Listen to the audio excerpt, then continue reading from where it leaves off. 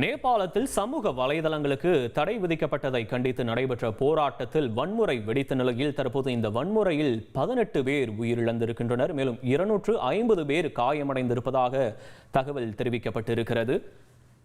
நேபாளத்தில் சமூக வலைதளங்களுக்கு தடை விதிக்கப்பட்டிருந்தது. இதனை முன்னிட்டு நாடு முழுவதும் பல்வேறு இடங்களில் போராட்டம் நடைபெற்ற நிலையில் போராட்டம் வன்முறையில் முடிந்ததில் தற்போது 18 பேர் இந்த வன்முறையால் உயிரிழந்திருக்கின்றனர். 250 பேர் காயமடைந்திருப்பதாகவும் தற்போது தகவல் தெரிவிக்கப்பட்டிருக்கிறது. அண்மை செய்தி.